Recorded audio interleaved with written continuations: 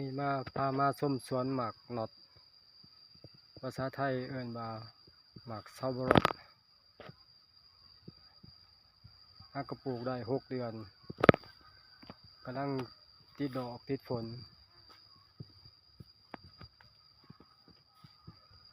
ปลูกประมาณ50 ต้นทดลองเบิ่งงามหลาย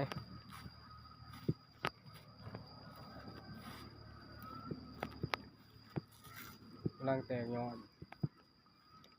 มี3 สายพันธุ์ปีนี้พันธุ์ไทยนงแล้วก็พันธุ์พื้นบ้านแล้วก็พันธุ์สีเหลือง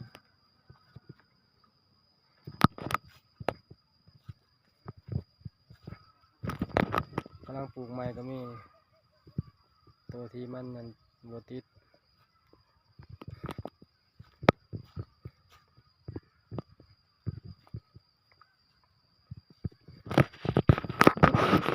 แถวนี้พันธุ์ไทยนงแถวนี้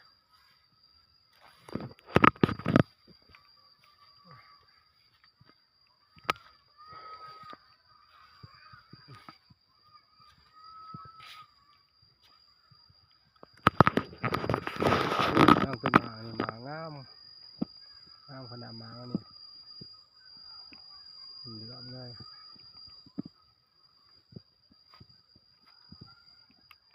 คล้ายๆหมกแตง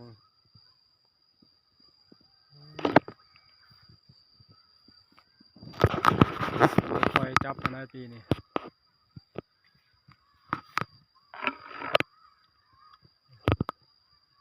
อีก2 เดือนมันก็สุก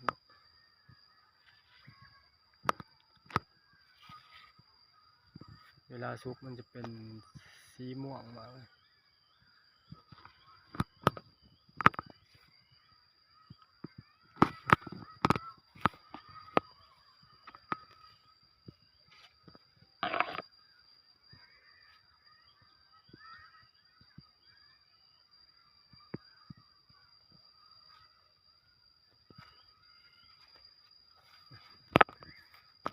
นัดก็มีนี่มังนัดนี่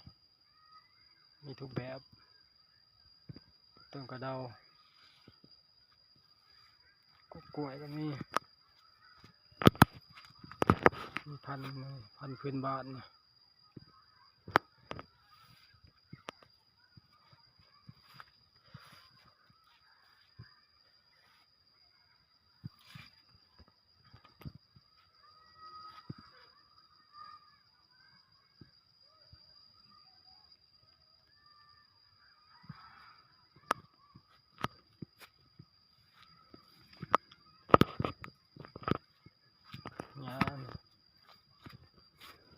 งานอิสราเอลก็มี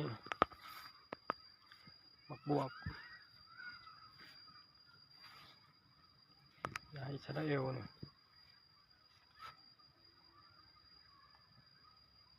ปลูกไว้ให้งัวกิน